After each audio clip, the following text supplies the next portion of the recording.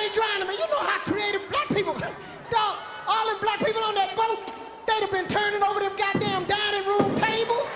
They'd have been out there in the water.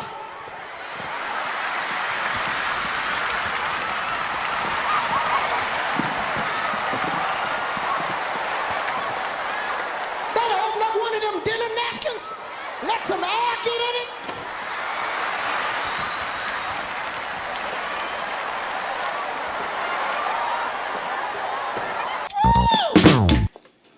What's going on, everybody? Welcome to another episode of Tunji's podcast. I am your host, Tunji Taylor Lewis.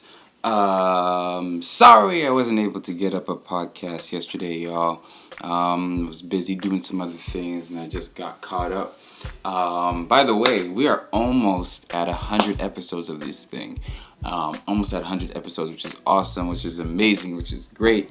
I will feel very accomplished when I get to a couple episodes. It's also like one of those things where I'm just like, dang, Tunji, like you almost done 100 of these already. Like you putting these things out fast, man. You can relax sometimes, you know what I'm saying? Like I give myself a break sometimes, but nah, I really enjoy doing this. I really enjoy the exchanges and the conversations that come as a result of doing these podcasts. So thank you all once again. I will never stop thanking y'all. Just supporting the stuff I do. What I wanted to talk about today was just this amazing phenomenon that I've noticed when it comes to business, sports, and life in general. Is like when people hate on you for the same thing that they celebrated you for earlier, right? Like when you become newly successful at something, people celebrate you for it and put you up on this pedestal and stuff like that. But the moment it starts to become, domination, and it's continued success over and over and over again, that celebration turns into hate. It turns into criticism. The reason why I thought about this was because I was watching the Bill Gates documentary. By the way, back when I was talking about the Bill Gates documentary, I'd only watched one episode, but this time around I've watched a couple more. I'm gonna finish it off because it's really, really cool stuff. And every time I watch this story about Bill Gates' life, it just always inspires me and invigorates me. It makes me start thinking about stuff as far as being a huge success and all that stuff. Anywho, I was watching it and obviously Bill Gates started up Microsoft, and he put out, I believe it was 95 when things really took off for him. He put out the Microsoft software, and it was big things, and he was a multi-billionaire.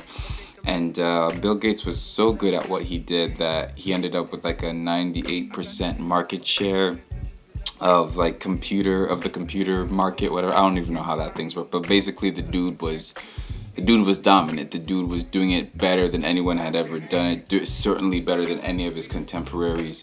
And it was just amazing to see this shift. And what struck me was it's very, very similar to the Mark Zuckerberg situation that's going on. Basically, back then, people were hating on Bill Gates because they felt like he was in control of way too much. He would buy businesses and effectively take away competition, but that's what you're supposed to do. That's what you're supposed to do as a businessman, right? And he was just killing the game, basically applying the same principles that he'd always applied to get himself to the point of being this multi-billionaire, and he was just going to continue doing it.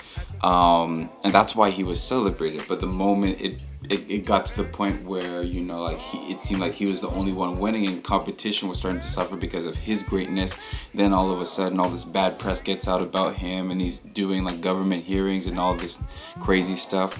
Same thing with Mark Zuckerberg, man. 10 years ago we were celebrating this man. We were talking about how amazing he is, as he's changed the world forever and all this stuff, this youngest billionaire and all this stuff.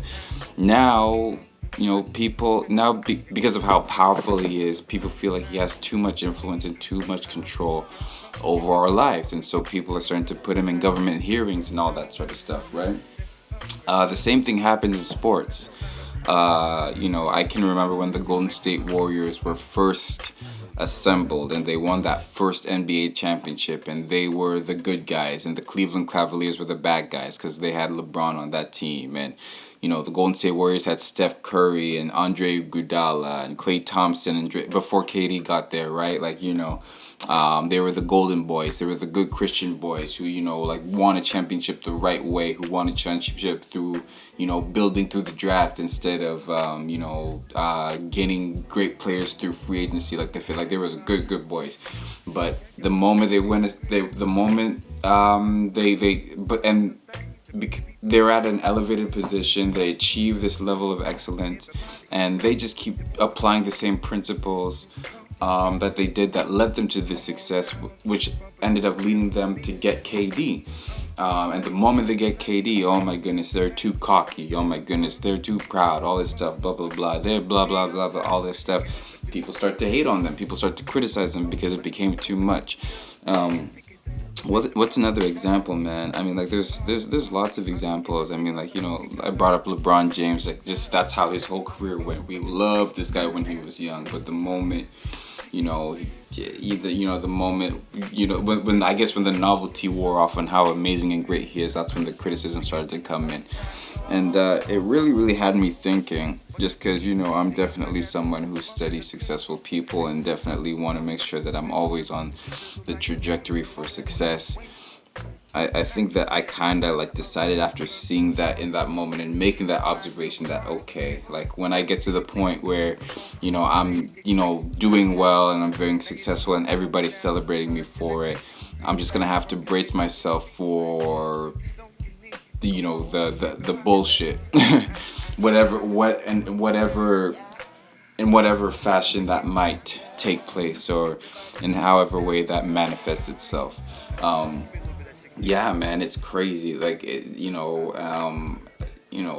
when Tyler Perry becomes, the biggest movie maker in the world, then he starts to become criticized for, perpetuating, black stereotypes. But these are the same things that he was doing that got him to where he was, you know what I mean? Like, and that has to be like a really, really perplexing thing, because the successful person just has to feel like, well, I'm not doing anything wrong. Like, why is this hate coming in so fiercely when all I'm doing is what I've been doing, since the beginning? That has to be very, very stressful. And I'd imagine in order to push through that, you really just got to stay inside your own head and just really value the people who stick with you during that time. But then it also just makes me think that, okay, like when you're being celebrated, when people are singing your praises and hyping you up, not to take that to heart, not to take that too seriously. Like, obviously appreciate it, because you always got to be thankful and appreciative of people throwing positive energy your way, but you can't put too much into it, because the moment it flips and goes in the reverse, the negativity would probably, kill anybody, right? Yeah, man, but yeah, it's definitely a crazy thing, and I think, but I think it also speaks to like how our, society deals with competition that we can't beat. Because for me, if somebody was consistently better than me at something, the first thing that I'm doing is going, okay, what's up, Triple Blazes? Thank you for joining my life. Okay, the first thing I'm doing is like, okay, why are they getting the success that I'm having, that they're having, and why am I not having that same success? Like, I'm studying them, I'm trying to learn from them. People who try to tear competition down simply because they can't beat them is like such a lame thing to do. It's just such a lame thing to do.